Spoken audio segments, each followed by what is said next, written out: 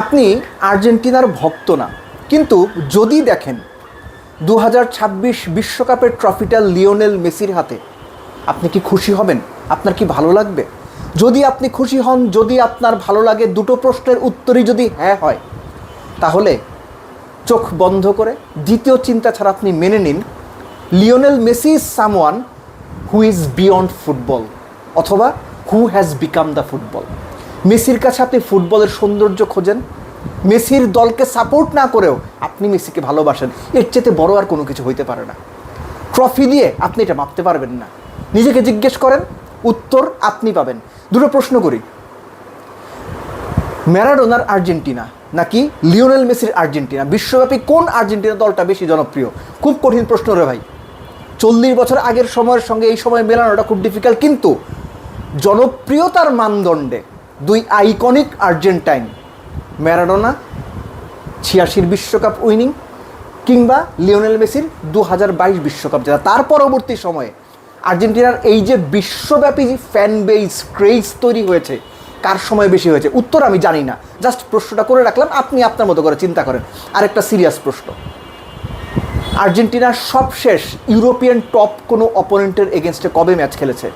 3 second সময় দিচ্ছি। 1 2 3। মনে যদি করতে পারেন আপনি পারছেন, আর যদি মনে না করতে পারেন উত্তরটা হচ্ছে 2022 বিশ্বকাপের ফাইনাল ফ্রান্সের বিপক্ষে। আর্জেন্টিনা বিশ্বকাপ জেতার জন্য কি ফেভারিট? কি মনে হচ্ছে দর্শকদের? আমি সাধারণ দর্শক হিসাবে এখনও পর্যন্ত যতটুকু ফুটবল গত বিশ্বকাপের পর থেকে দেখেছি, আর্জেন্টিনাকে বিশ্বকাপ জেতার জন্য আউট অ্যান্ড আউট ফেভারিট আমার মনে হয় না। আর্জেন্টিনা বিশ্বকাপ জিততে পারে, কিন্তু out and out favourite no, আমার সেটা মনে হয় না। তার অন্যতম প্রধান কারণ আর্জেন্টিনার এইজিং ডিফেন্স। আবার বলছি, আমি কোনো বিশ্লেষক না ভাই, আমার কাছে ওই অত বেশি তথ্য পরিসংখ্যান এগুলো নাই। আমি শুধুমাত্র আমার দেখার অভিজ্ঞতা থেকে বলি, ক্রিশ্চিয়ান রোমেরো, লিসান্দ্রো মার্তিনেজ, আপনারা কে কী মনে করেন জানি না, দুজনের কেউই ওয়ার্ল্ডের টপ 10 ডিফেন্ডার্সের মধ্যে পড়ে না। এর সঙ্গে যে ব্যাপারটা যোগ করা খুব জরুরি, তাদের রিসেন্ট ফর্ম। রোমেরো তো ইনজুরিতে গত 2-2.5 মাসে ম্যাচই খেলা নাই, এবং একই সঙ্গে তিনি যখন ম্যাচ খেলেছেন টটনহ্যামে তার ফর্ম ভালো ছিল না। একই সঙ্গে লিসান্দ্রো মার্তিনেজের ফর্মও অন অ্যান্ড অফ। বালের ছিল ইনজুরিতে ছিটকে গেছে। সেরেসি, যিনি আর্জেন্টাইন টোটাল সেন্টার ব্যাক পজিশনগুলোর মধ্যে সবচেয়ে ভালো ফর্মে ছিলেন, তিনি টিমেই নাই। যখন আমি এই ভিডিওটা করছি তখন বিভিন্ন খবর শুনছি যে তিনি হয়তো টিমে আসতে পারেন, হয়তো, আমি জানি না।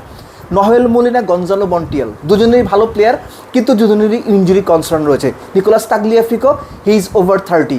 একই সঙ্গে ওটামেন্ডি, যিনি ব্যাকআপ সেন্ট্রাল ডিফেন্ডার, তার বয়সও কত 37-38 বোধহয় হয়েই গেছে। এই ডিফেন্স ফোর্স নিয়ে আপনি স্পেন, ফ্রান্স, জার্মানি, এই 3টা স্পেসিফিক দলের কথাই বললাম, কারণ আমি মনে করি 3টা দল সেমিফাইনালে খেলবে উইথ আর্জেন্টিনা। আপনার কি মনে হয় যে আর্জেন্টিনা যতই তাদের গত বিশ্বকাপ জেতা স্কোয়াডের কোর প্লেয়াররা থাকুক, খুব সহজেই পার পেয়ে যাবে? আমার কিন্তু সেটা মনে হয় না। আবারও বলছি, আর্জেন্টিনা চ্যাম্পিয়ন হইতে পারে, সেটার জন্য তাদের সবচেয়ে বেশি ভরসাটা করতে হবে তাদের ফ্রন্টলাইনের উপরে, তাদের মিডফিল্ডের ওপরে। এর বাইরে আসলে খুব বেশি কিছু করার আছে বলে আমি মনে করি না। একই সঙ্গে 39 বছর বয়স্ক একজন লিওনেল মেসি নামের ভদ্রলোকের কাছ থেকে আপনি কতটুকু পাবেন, তিনি কোন ম্যাজিক দিতে পারবেন, তার উপর চেয়ে থাকতে হবে। এটার কোনো ব্যতিক্রম নাই, অন্তত আমি চেয়ে থাকব। মেসির বয়স 39 জানা সত্ত্বেও আমি এক্সপেক্ট করব মেসি কিছু ম্যাজিক মোমেন্ট উপহার দেবেন। মেসির বয়স 39 জানা সত্ত্বেও আমি এক্সপেক্ট করব মেসি ইজ সামওয়ান যিনি ম্যাচ জেতাবেন। সো ওই ভরসায় থাকতে হচ্ছে। এর সঙ্গে Valentino Barco, Lautaro Martinez, Julian Alvarez, তারপরে গুইলার্মো সিমিওনি, কিংবা ধরেন যে নিকো পাস, যারা আছেন ইয়াং প্লেয়ার, এদের অনেক অনেক বেশি দায়িত্ব নিতে হবে, যেটা গত বিশ্বকাপে এনজো ফার্নান্দেজ কিংবা অ্যালেক্সিস ম্যাকালিস্টাররা নিয়েছিলেন।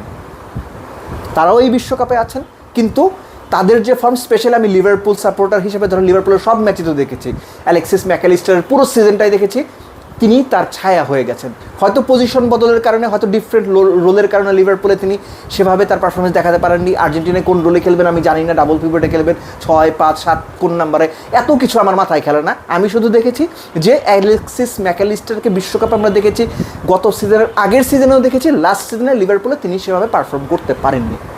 সো আর্জেন্টিনা আমার পার্সোনালি সেমিফাইনাল লিস্টে আছে। ফ্রান্স, স্পেন, জার্মানি, 3 দল নিয়ে আলোচনা করতে গেলে ভিডিও অনেক বড় হয়ে যাবে। শুধুমাত্র ফ্রান্স টিমটা নিয়ে ছোটো করে বলি যে সবশেষ 7 বিশ্বকাপে 3বার ফাইনাল খেলা দল হচ্ছে ফ্রান্স।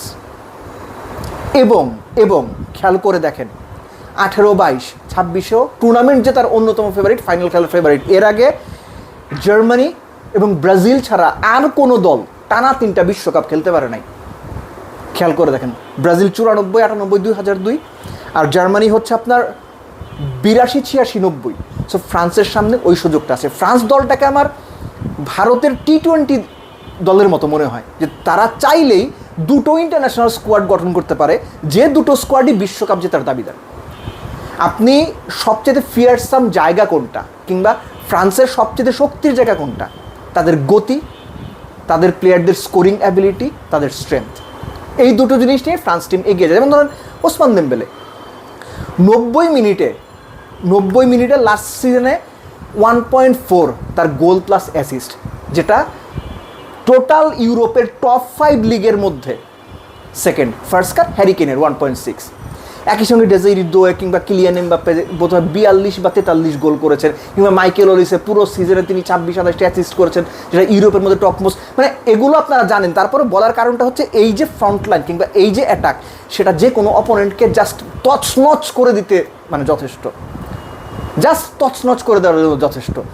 সো ফ্রান্স টিমটাকে আপনার ফেভারিট মানতে হবে। একই সঙ্গে স্পেন এবং জার্মানিকে আমি সেমিফাইনাল ফেভারিটটা কেন রাখছি? জার্মানি দলটা নিয়ে আওয়াজ কম, হাঁকডাক কম, এটা জার্মানির জন্য ভালো। ইউলিয়ান নাগেলসম্যানের আন্ডারে জার্মানি সেই পুরনো জার্মানির কাছাকাছি ফিরে গেছে, এটা বলার কোনো সুযোগ নেই, কিন্তু দে আর রিকভারিং।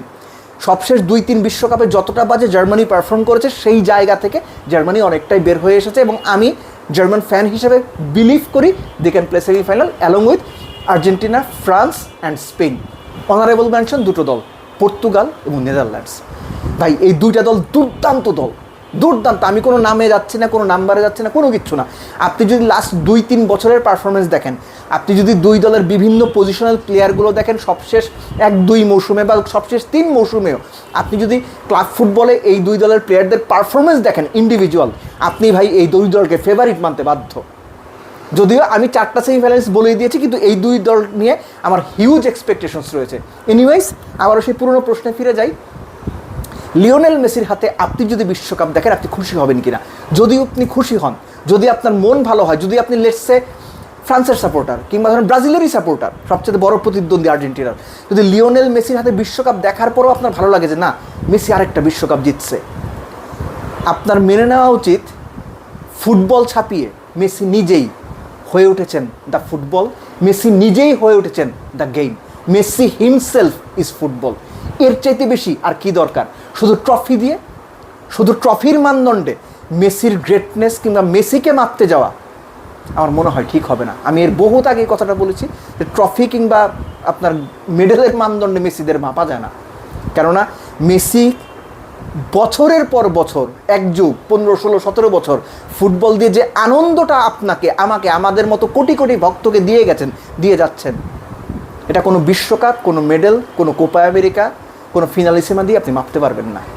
মেসির এই পারফরমেন্স, মেসির এই ম্যাজিক আমরা যারা দেখেছি বা দেখছি, আমাদের কাছে সেগুলো অ্যাকচুয়ালি প্রাইসলেস।